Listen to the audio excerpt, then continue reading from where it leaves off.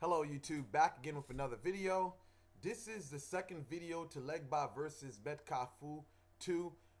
Basically because the first video I left a couple of things out whatsoever, and I got a message. I got a message, and I seen a post on on the video whatsoever that made reference to the crossroads. Basically, I didn't mention that because somebody said that he's not the gatekeeper. Metcalfe is not the gatekeeper, and he's responsible for the crossroads. Well, I'm going to elaborate on that because in the last video I didn't go too much into depth about that, because in reality, when you're talking about a gatekeeper, you can say that LEGBA and Metcalfe, they're responsible for doors itself. But now let me explain this gate itself, what I mean, or let's just say a demarcation. You know what I'm saying? Basically, let's just say there's a dividing line. And the person said that Metcalfe is responsible for all, itself, and LEGBA, responsible for all, basically all routes on the crossroad itself. Well, I'm going to say that's not necessarily so, because when you're talking about religion, you're not using your third eye to see anything. So you're going to talk about what you've read in books or what people told you. What I'm talking about is experiential knowledge, things you get from revelation. Not things that's in books, what your Mombo told you, what your Wugon told you. When you are in deep meditation, you'll see that there is a line, a demarcation that each of these lois serve. See, this is beyond just your carnal thinking. This is higher transcendental knowledge. Now, when you start seeing this visually manifest in physical, it appears when you put the pieces together, you'll come with a cross. You'll come with a, let's just say, you'll come with a cross. Now let me just make it the right way whatsoever. But anyway, you'll get a cross. But you have one line here, and then you have another line here. These are basically intersecting lines. Basically, you have one line. We start understanding polarity, because I read in the post whatsoever that there's what you call, there's no such thing as good and bad. Okay, from a perspective, you can say that, but we're start talking about polarity. Polarity is something that exists in the universe. Even in your smallest atom, you have negative and positive, protons and neutrons. Well, what was it? Proton and electrons, whatsoever. So even in that, we see the manifestation of a polarity between negative and positive. But if you want to go down the correspondences, then you can basically have the concept of good and bad. So basically, on this crossroad, you have basically you can say it's a cross, but these are basically two intersecting lines. But now when you start getting into the understanding of polarity, these two intersecting lines are basically two forces, negative and positive. So when you put these two together, you'll say Metcalfe, he owns one line to him, and LEGBA owns one line. Basically, he owns one path, and Metcalfe owns another path, and this is the dividing line. So, also another thing I read in the post, another thing I read in the message was that there is LEGBA non pétro. You know what I'm saying? But let me just, just talking from from what I know and from what I was taught itself. Going back, this is just earthly knowledge now. Historically, LEGBA non pétro is a fairly new law. You know what I'm saying? When you talk about the petrol aspect of LEGBA, this is something, you're saying LEGBA non petrol, that is something new.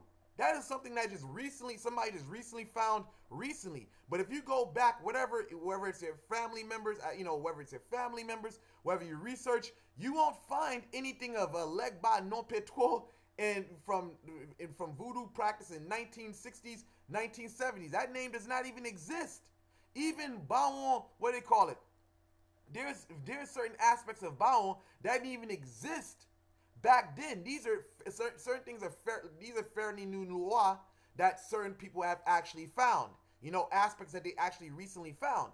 So yes, LEGBA is the owner of the crossroads, and Metcalfe is the owner of the crossroads, is the owner of a side of the crossroads as well. Both of them are.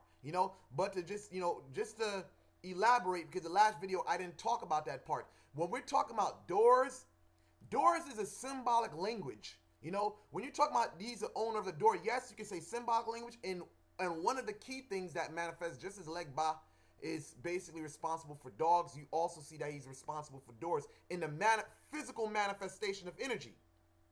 But when you look at it from a symbolic sense in regards to the demarcation or drawing the line for a person not to pass, you can say that you can look at it in many ways. See, when you get these things via revelation, you know, from meditation, whether you're using stimulants, whatever, to see into the spirit realm, you understand whether it's ayahuasca, whether it's DMT, whether it's basically your marijuana itself. When you're processing higher messages, one thing can have 5 million meaning. Well, excuse me, I'm not gonna go say 5 million. It can have multiple meanings. You can look at one object and it leads you into the host of wording, of words, like a host of descriptions, of that thing that you're looking at. So to be limited and say that it's just this, there's many things that it can represent. So when I say the line that's actually drawn, or this gate that's actually there, it is almost like more of like a barrier. You can look at it as a barrier. You can also look at it as, okay, you can, in order for you to cross here, it's basically like you're stepping into another side. You can look at it symbolically as a door itself, But this is something that is like what you'd call transcendental knowledge, or some people would say mystère de forte Guinée. You know what I'm saying? This is something that's higher understanding, And I just got to stress that, because people got to get out of their carnal mind and carnal way of thinking, because when voodoo is beyond just rituals and magic itself. When you talk about, a priest or, your, Wugan Asobwe, you shouldn't be just looking the books and listening to what people say. There's a certain level that you reach to, on soit medium. You're intuiting knowledge. Even with magic, when I talk about magic itself, a lot of spells and stuff like that, it is basically revealed to you how to do them. This is more of like intuitive knowledge. This is not your rationale. I mean, Christians understand being carnal mind, what carnal minded means.